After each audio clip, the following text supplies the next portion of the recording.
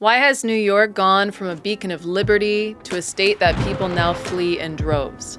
And why are people moving to places like Florida, New Hampshire, and South Dakota? Way back in the early 2000s, Jason Sorens paired up with AIER President William Ruger to find out. I wanted to understand, where did New York go wrong? Because New York used to be a beacon of freedom in a lot of ways and attracted people as a result, and built a strong economy, a stock market, big financial sector, big arts and entertainment sector. Because of the freedom that it enjoyed, it just had a dynamic society. Jason joined me on Liberty Curious to discuss their book, Freedom in the 50 States, and the interactive tool that measures economic and personal freedom across American states. Jason Sorens is senior research faculty and founder of the New Hampshire Free State Project. We discuss the freest and least free states and voting with your feet. So I was talking to a fella who had made the move from California to Florida, and he was telling me that Florida is much better governed, safer, better budget, lower taxes, all this stuff. And he's really happy with the quality of life. And then he paused and he said,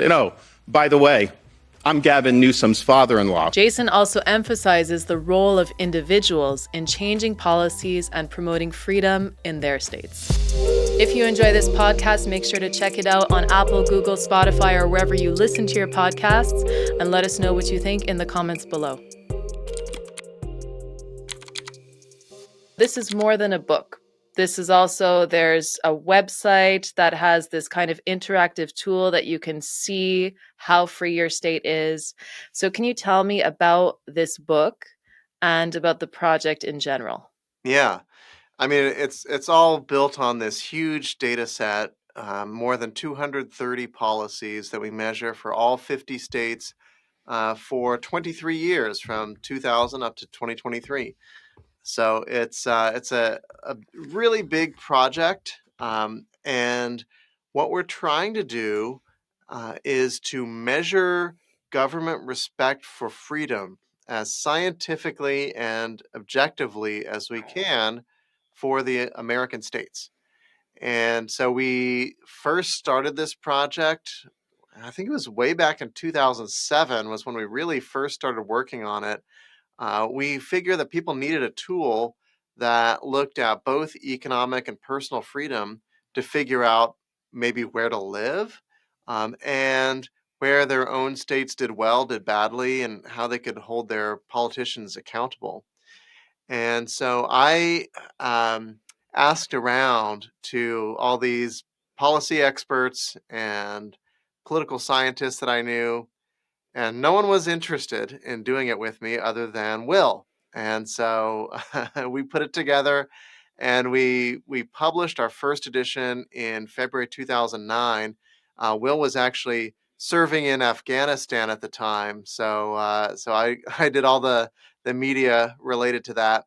But it's been really sort of fruitful and rewarding to see where it's come. We've expanded it a lot over the years. In just this latest edition, we added new abortion policies because that's changed a lot in the wake of the Dobbs decision.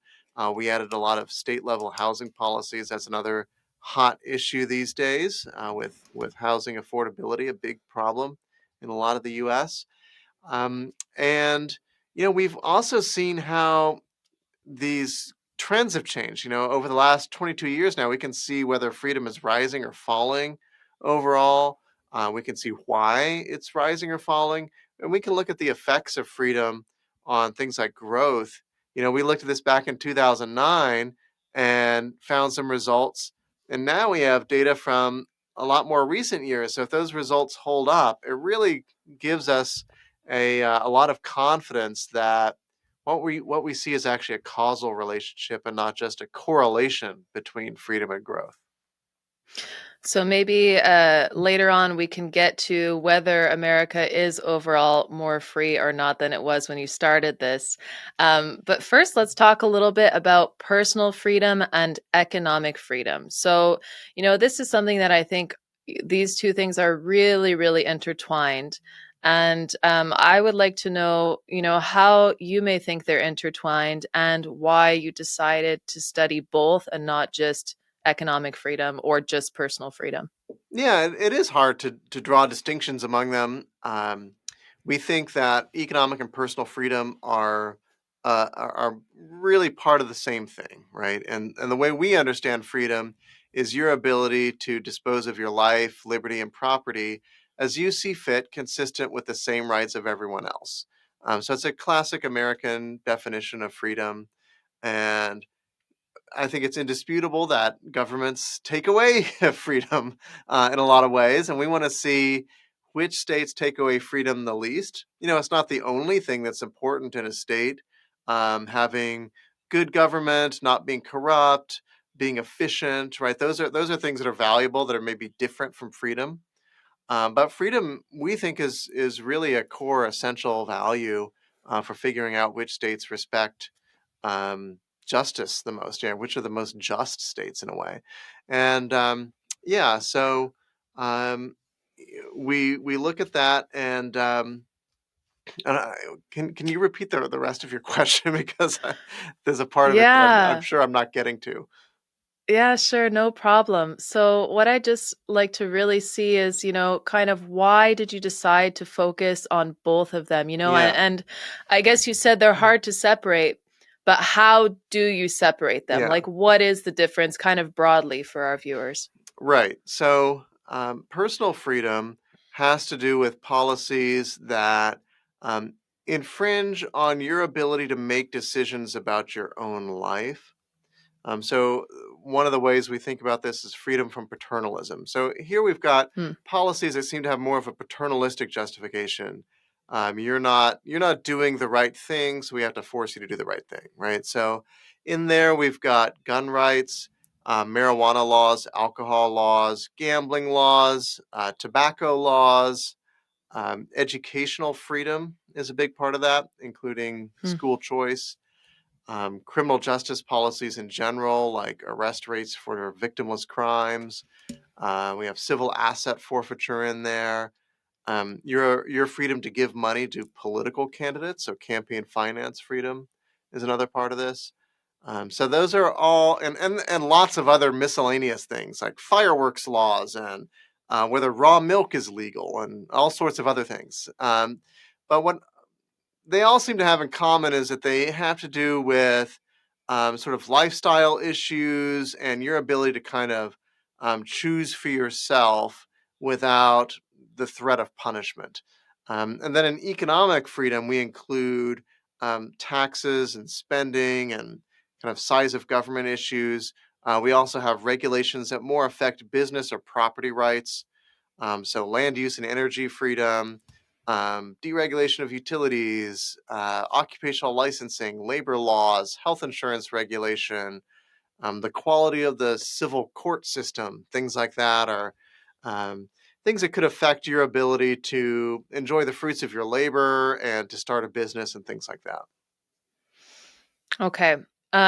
Now, which state is the most free and why? Does it meet, Yeah. the threshold for personal and economic freedom? Is that how you judge the freest state? Yeah, so we just add together economic and personal freedom, and whichever state is highest on that sum is our overall freest state. But in general, states that are high on overall freedom have to be pretty good on both economic and personal freedom. And our number one state this time is New Hampshire. So they've been number one for um, about 5 years now, and they've improved a lot. They've always been good. We show that they were number one back in the year 2000. Then they lost the title briefly to Nevada and then South Dakota and Florida for just a little bit. But they've got it back because they've just improved so much that, in fact, this year New Hampshire's score was the highest we've ever seen for any state. And they have kind of a big lead now on Florida, which is our number two state. Okay, yeah, so that's what I was thinking. Most people, when they think about free states, they think about New Hampshire, they think about Florida. Yeah. They might think about Texas too in some ways, especially in the last few years. I think a lot of people have kind of gravitated towards places that have the least stringent COVID policies, right? So that kind of really Mhm. affected people's perception about what constitutes a free state or not. So what are kind of the differences that you've seen with Florida and New Hampshire? Like why is Florida less free? So Florida and New Hampshire are very close on economic freedom. New Hampshire is still number one on just economic freedom, but New Hampshire is significantly higher on personal freedom. Florida actually does well on personal freedom, but it's not one of the very top states there. Actually, our top state on personal freedom is Nevada, which Hmm. might not be a big surprise. Right, what happens in Nevada stays in Nevada, I guess. But yeah, so New Hampshire and Florida, they're both distinguished by very low tax burden. Um, so in fact, their tax burden is less than half the tax burden in the highest tax state, which is New York. So that's a big advantage. Actually, our number three state, South Dakota, also has a really low tax burden. They both tend to have a lot of regulatory freedom. Florida has an advantage over New Hampshire in terms of land use regulation and energy freedom. Hmm. So housing costs less in Florida than New Hampshire because building is regulated less.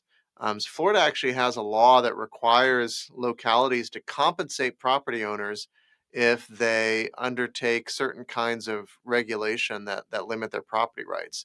So that's really discouraged an explosion of exclusionary zoning in Florida.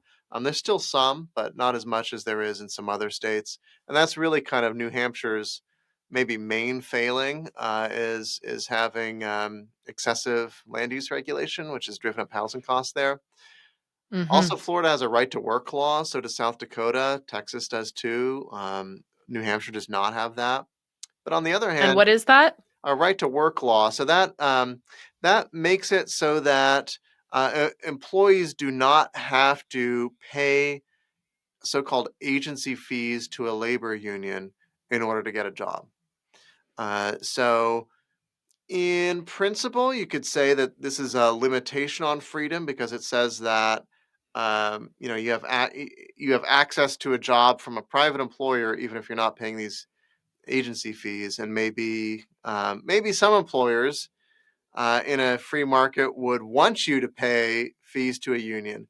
But that seems unlikely. What's actually going on here, and the reason we think right to work laws are pro freedom, is that in the US, if a majority of your coworkers votes to join a union, your employer is forced to recognize that union and to bargain with it. And you, as an employee, are covered by that collective bargaining agreement, even if you don't want to be.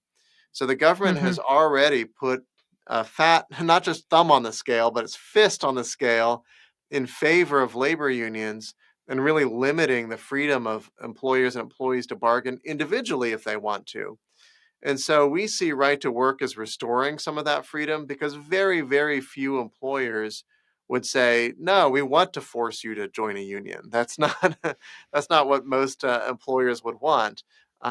So a right to work law kind of restores a little bit of what would be the free market labor relationship in the absence of the federal law that mandates collective bargaining. And it's an advantage. I mean, economically, the research shows that especially manufacturers seek out states that have a right to work law. Right. So you actually end up having more jobs and you end up having probably more opportunities available. I mean, that's a whole other discussion on unions that maybe we can get into one day because I think there's a lot of misunderstandings about that. And a lot of Yeah. people tend to just be pro union because they're used to it. But there's a lot of ways that actually can hurt them as workers too. So you just mentioned here federal laws. Now, how does having a freer state kind of insulate you from federal government hmm overreach? Yeah, I mean, in the U.S., federal law technically trumps state law if it's constitutional. So, if courts think it's constitutional, I guess you could say. Yeah. So it can be hard for a state to insulate its citizens from federal overreach. The main remedy is through the court system. But there are some things that you can do, and I think the very clearest example that people have is with marijuana legalization. So marijuana is illegal to possess and sell at the federal level, but the federal government does not have the ability to enforce that law in most places. They rely heavily on states to enforce it. So if states don't want to, they don't have to enforce it. That's the other sort of side of the coin, is that the federal government can't force states to do anything. And so a lot of states have legalized marijuana for state law purposes. And even though it's federally illegal, you get a market in marijuana arising in these states.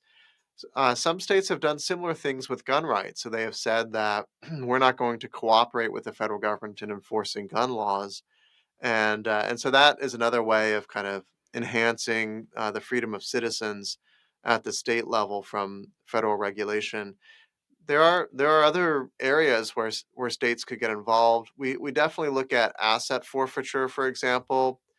This is a policy whereby law enforcement can sometimes seize your property, auction it off, and keep the money, regardless of whether you've been even accused of a crime. So it seems extremely anti-freedom and you would think unconstitutional, but it hasn't been held unconstitutional. The federal government has pretty lax rules for asset forfeiture, so they can do this. They can take your property without convicting you of a crime. Some states, though, have reformed asset forfeiture under state law so that state law enforcement can't take your property without convicting you of a crime. But law enforcement sometimes tries to do an end run around state law where they will go to the federal government and say, especially in a drug case where you have a federal law that you could enforce, you say, well, we caught this guy under state law, but we could make this a federal case. Just give us a kickback from the asset forfeiture proceeds. And so it's a way of trying to Mm. get around asset forfeiture rules at the state level. So we actually measure to what extent are states doing this? Are they actually taking these funds from the federal government? So we reward states that don't do this, that have both reformed under state law and then don't try to get around state law by working with the feds to seize people's property. So that's just a few ways in which state governments can kind of protect themselves a little bit from federal overreach. And one of the things I think that we observe is that when a state has a high degree of freedom, it makes a big difference in your overall level of freedom and your overall economic opportunities. And so Americans are moving from less free to freer states, and that's a way you can, on a personal level, just increase the amount of freedom that you enjoy, is to do that. So now let's talk about some of the worst states. What are the lowest, the bottom five states, and what's the worst one? Yeah. So number 46 is Oregon. So they've declined a lot in recent years, especially by adopting Mm-hmm. statewide rent limits. That's a big one that's knocked them down. Um, Mm. in New Jersey, number 47. 48 is California, 49 is Hawaii, and 50 is New York. New York's been number 50 for the entire time that we've done the study, through our entire data set, so since the year 2000. So it's it's definitely the Wow. least free state, and it's also, not coincidentally, we think, the state that has had the biggest outmigration over that entire period. In fact, New York has lost population relative to the country as a whole every single year since 1953. So it's a state Wow. that's in relative decline compared to all the other states, and they just don't have the political leadership to get them out of that. Now we do see that Hawaii has declined a lot in the last few years. So Hawaii might, in future years, actually rival New York for least free state. But it's not because New York has improved. just kind of hit rock bottom, have stayed there. Oh my goodness. Well, that's really funny, Jason, because when outsiders look at the United States, they look at New York, they look at the Mhm. Statue of Liberty, and that's like the American dream. That's that old kind of American dream symbol. Yeah. The music, the culture, that kind of idea of New York as being quintessentially American. So, how do you think that they went in that direction? You've said kind of since the 50s, people have been leaving. So, like, what happened to New York? Yeah, it's a great question. I looked at this because I wanted to understand, where did New York go wrong? Because New York used to be a beacon of freedom in a lot of ways, and attracted people as a result, and built a strong economy, a stock market, big financial sector, big arts and entertainment sector. Because of the freedom that it enjoyed, it just had a dynamic, just a dynamic society. And what I found was that actually some of these changes, you can see the seeds of them as far back as the 1920s and 1930s, but they really only took off in the 1960s. So it was the New York State actually at the state level had a lower than average tax burden all the way up until the 1960s. It had a Hmm. higher than average local tax burden, mostly because New York was almost like a state unto itself, New York City, and raised a lot of taxes to provide public services there, like the subway.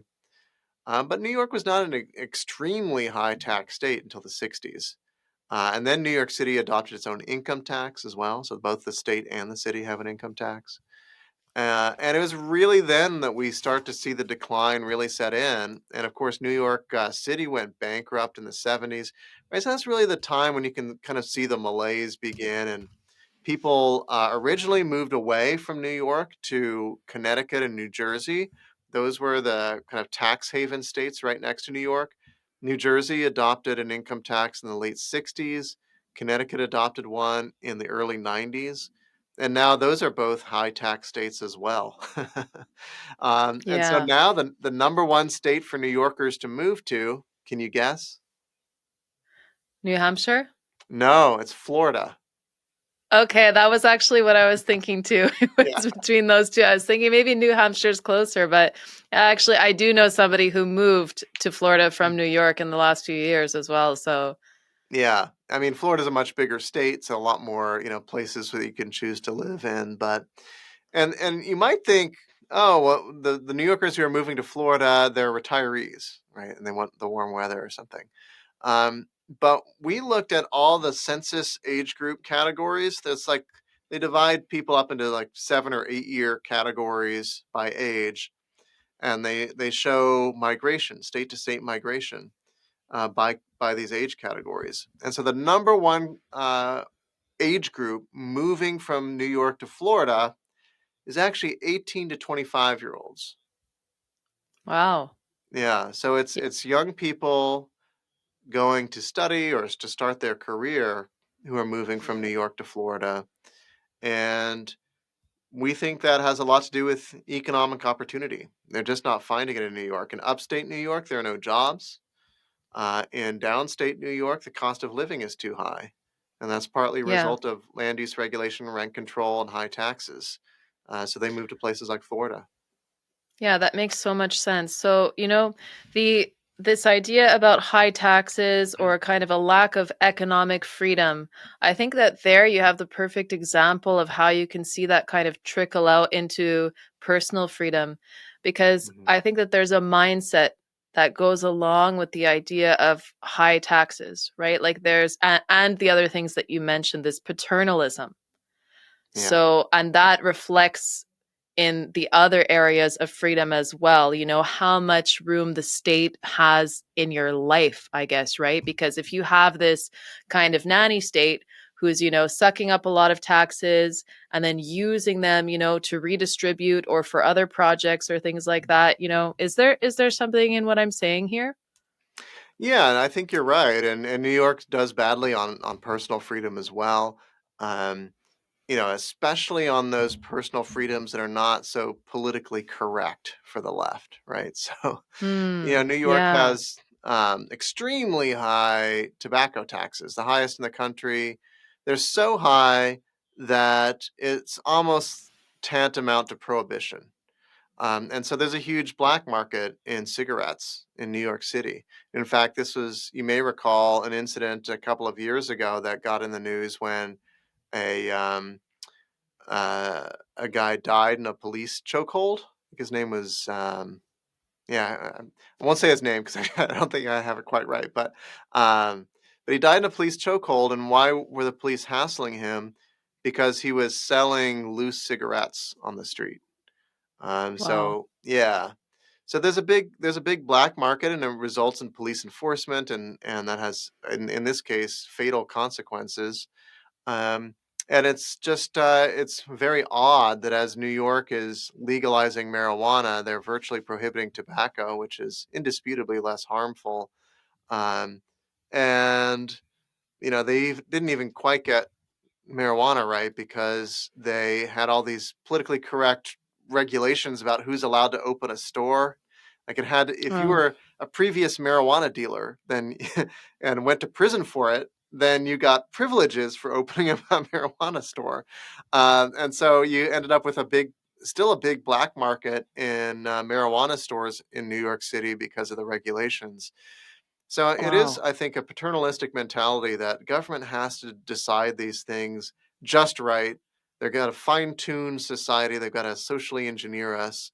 Otherwise, society's going to fall apart or something. So, what has been now in the course of 20 years or so that you've been doing this? What has kind of surprised you the most? What have been things that have come up, or maybe things that have surprised you in the last edition that you've just published here?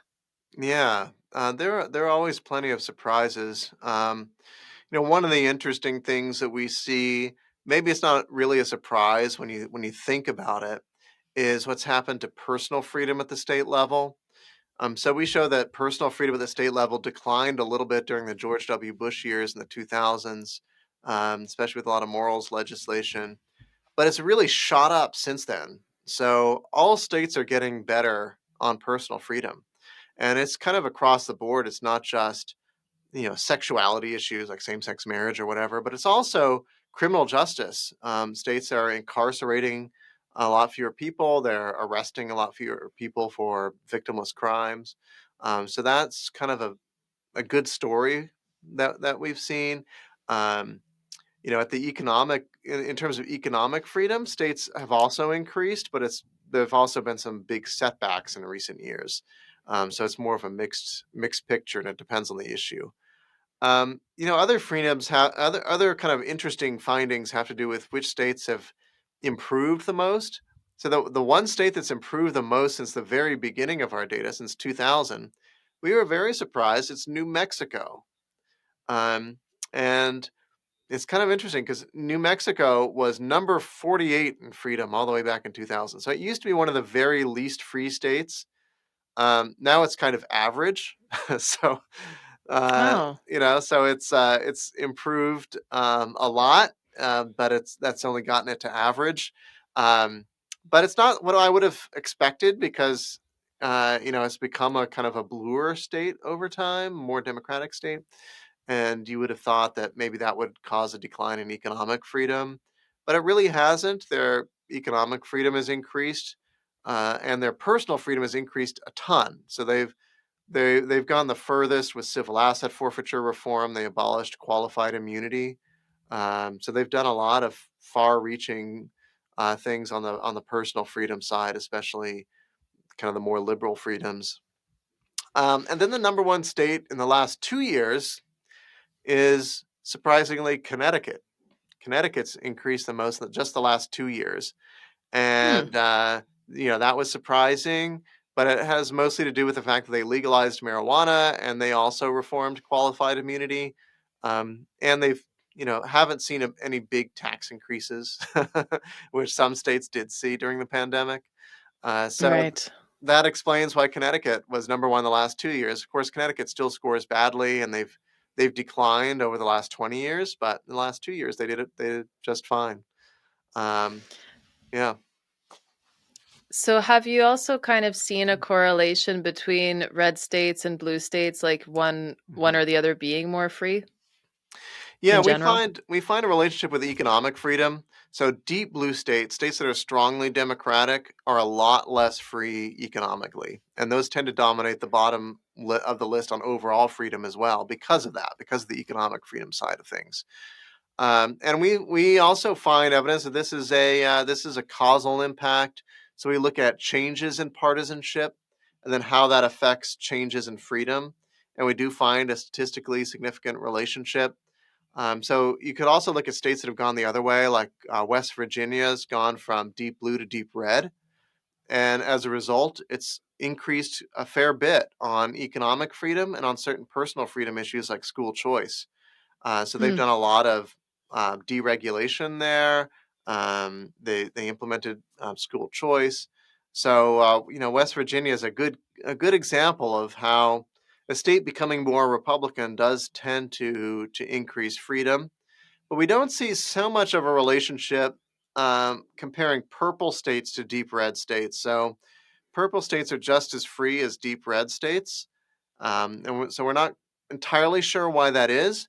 It could reflect in part the role of federal policy. So when the federal government gives grants to states, say from Medicaid and programs like that, it incentivizes those states to raise their own money because these are matching grants. And so there are probably a lot of red states that have a higher tax burden than they would really like to have if the federal government weren't really incentivizing them to have that high tax burden.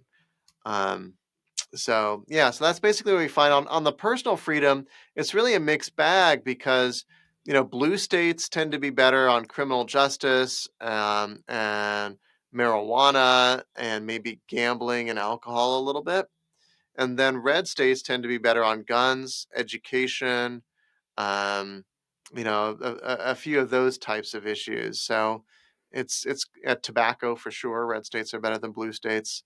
So really, there's not a strong relationship between partisanship and the sum total of personal freedom. And so for economic freedom, then you tend to see that more in the red states, and you said the purple states as well tend to Yeah, not be necessarily that different. that's right. Okay, okay, that makes Like sense. Florida and New Hampshire are both kind of purple states. They're not strongly red. In fact, New Hampshire Ah, has voted for a Democrat for president for the last 20 years or so, all the way since 2000. Um, but they do have Republican control at the state level, and we've seen a lot of increase in freedom there. So New Hampshire, since 2010, New Hampshire's had the third highest increase in freedom, and it's not a coincidence that 2010 was the big year when you saw Republicans take over state government, not just in New Hampshire, but a lot of other places. so what are the kind of updates that you guys have published in this edition? You have housing, right? Abortion, you have COVID, some of those things. Like what have you written about there? Yeah. So on COVID, we write about the experiences of the state during the pandemic with COVID related policies, as well as the kind of knock on effects of COVID for other state policies. Um, Fortunately, all those stay at home orders and mask mandates have all gone away now in all states. But there were states that had lockdowns in 2021, long after the initial wave of the pandemic, long after it was kind of clear that the pandemic was not literally the Black Death. It was not a Yeah. case where we were all going to die if we didn't stay at home. So, um, Hawaii was extra crazy. They prohibited visitors to the state entirely for quite some time.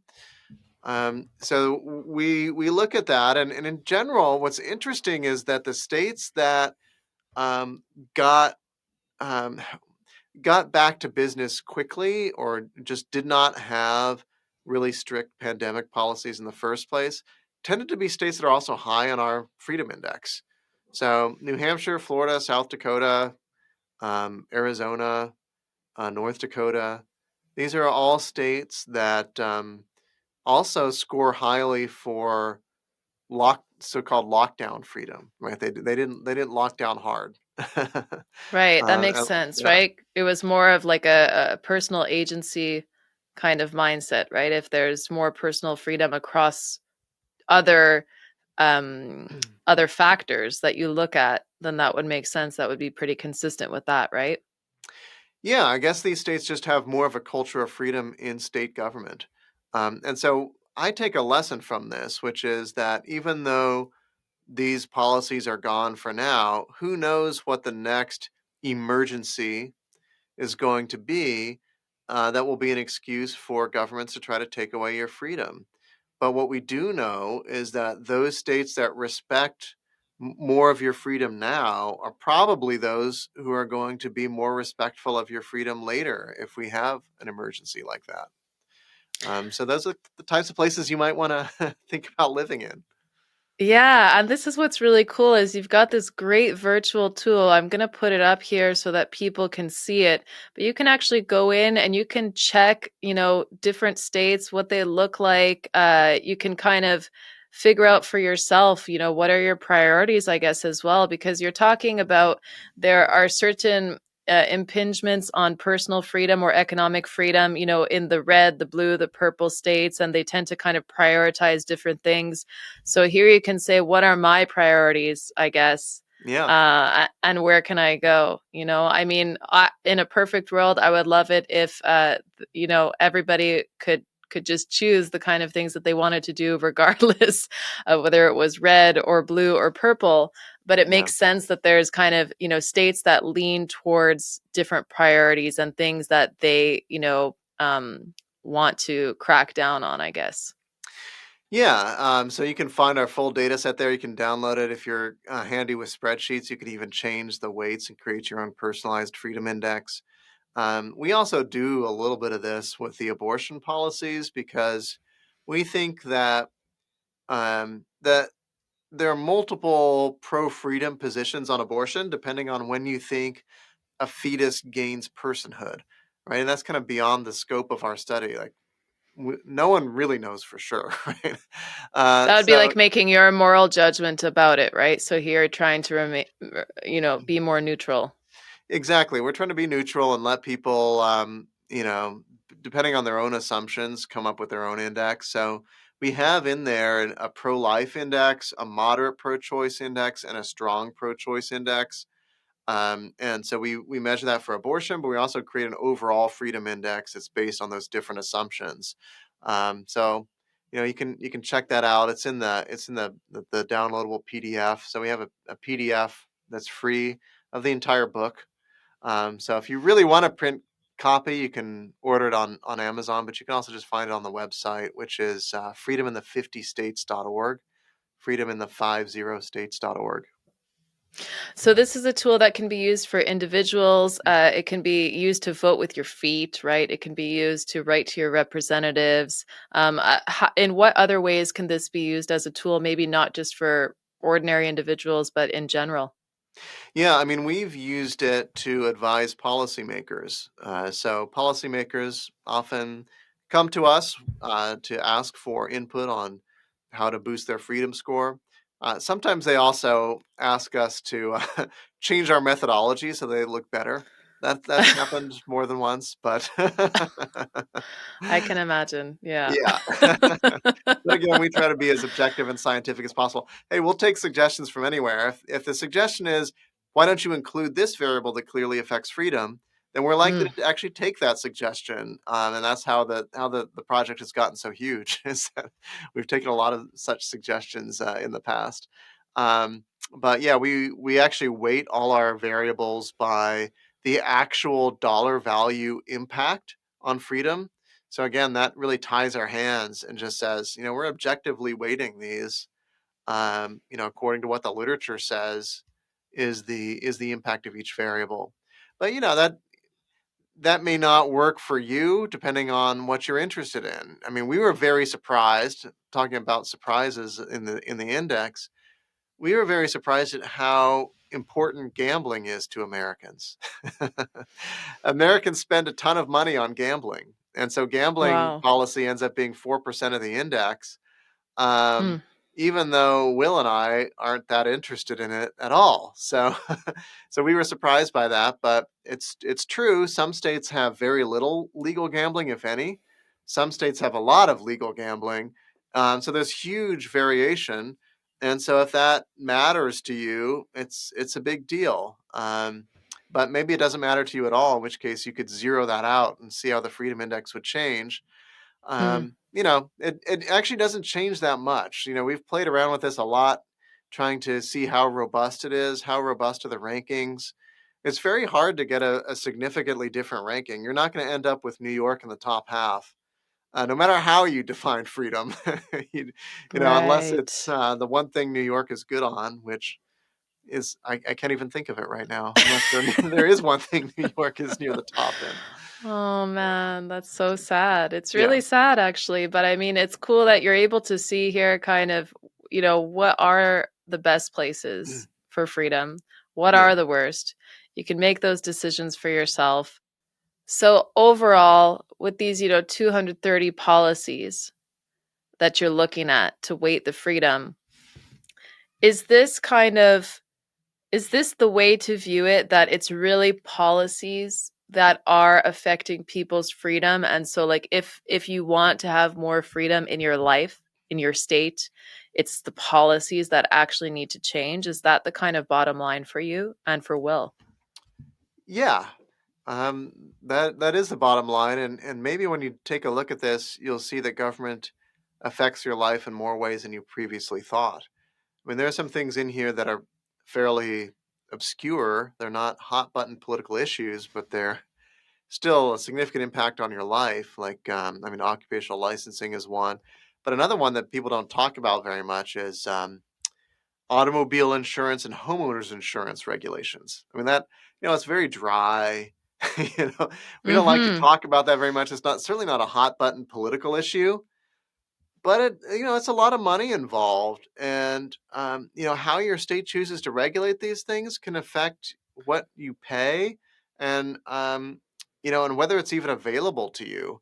So some states, they really strictly regulate what insurers can charge, what premiums they can charge for insurance, and so that makes it so that people who are kind of worse risks, maybe their home is in a flood zone, or they're or a hurricane area, or they have a lot of you know tickets or something, and so their car insurance, they're not a good risk for car insurance. Sometimes those people can't get insurance at all, and so they end up having to rely on these state, um, you know, kind of residual insurer of last resort options that are very expensive and not customer friendly at all. So, Hmm. it's again, just one example of a fairly obscure issue that nevertheless will hit your pocketbook, and so you kind of looking at all of these areas. I mean, my takeaway is you want a state that's overall good on freedom, because there's so many ways that your freedom can be affected by government. You can't just single out one single issue or a handful of issues. You really have to look at all of them. And so if that's, kind of the way of looking at things, is these policies really affect our freedoms, like how can people change the policies? Like how much agency and how much power do individuals have when it comes to these things? How can they go about making change in their own state? Yeah. Well, in general, you're going to have a bigger influence on your state legislator and your governor than you would on your congressperson or your president, right? So you can make a difference at the state level, especially in sort of smaller states or states with smaller districts, where Mhm. often you can get to know your representative personally, and you can propose legislation. You can tell them, "Hey, this is something I really care about. Could you put in a bill for me?" I mean, I know New Hampshire best. That's where I moved to after we started doing this study, and New Hampshire was scoring highly. I lived in New York. I lived in Buffalo, New York. So I moved from the number Mm. 50 state to what is now the number one state. Um, and, uh, and, saw a big, big decrease in tax burden and a lot of other freedoms. But But in New Hampshire, it's very easy to get a hold of your representative and say, I want, I want to pass this legislation. In fact, I did that. I wanted to change one little small law that doesn't affect a whole lot, but it just seems like such an absurd thing. We had a law that required um, moving companies, household goods movers, to to get a license, and the State Department would consult incumbent companies about whether to give a license or not. And so, Wow. yeah, so it was kind of like a may issue sort of license. Like if you wanted to do this business, you wouldn't necessarily get the license. And so I said to a state rep, um, could you file a bill that would get rid of that and make it a shall issue license? So you just have to pay a little fee, prove that you're bonded, and that's it. You can open a moving company. And the bill sailed through the legislature, got signed by the governor, and is now law. So this is the kind of thing you can do in a smaller state. So that's one way you can have an impact. But if you feel like you can't have that impact, or there's just too much weighing on your freedom where you live now, you could always move. That's that's one great freedom that Americans have, and a lot of Americans are exercising it. We definitely see that controlling for climate and everything else that affects where people choose to live in America, freer states are attracting people. I mean, South Dakota is attracting people. People are flooding to South Dakota. Why are people flooding to South Dakota? It's not the weather. It's not, Yeah. pretty mountains. I mean, there are some in the western part of the state, but the part that's growing most rapidly is the eastern part of the state, and it's like a flat prairie. But people are moving there because there's economic opportunity. It's the freedom.